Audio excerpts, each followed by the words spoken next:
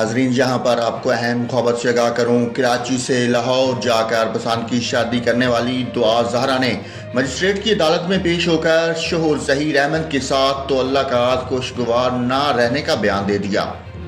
Magistrate کے روبرو اپنے بیان میں دعا زہرا کا کہنا تھا کہ شوہر ظہیر احمد کے ساتھ حالات خوشگوار نہیں رہے۔ خاوند سے الگ ہو کر اپنے رشتہ دار کے گھر رات گزاری۔ دعا زہرا نے کہا کہ میرے پاس رہنے کے لیے کوئی چھت نہیں ہے۔ والدین اور دیگر افراد سے سنگین نتائج کی دھمکیاں مل رہی ہیں۔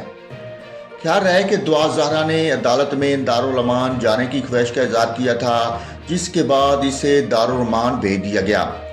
دعا زہرا نے مجسٹریٹ کے روبرو بیان دیا تھا کہ والدین خطرناک نتائج کی دھمکیاں دیتے ہیں، سیکیورٹی کے لیے دارالامان جانا چاہتی ہوں۔ تازہ ترین ویڈیوز کے لیے چینل کو سبسکرائب کر کے بیل آئیکن اور آل نوٹیفیکیشن پر کلک کریں تاکہ آپ کو ملے ہر خبر سب سے پہلے۔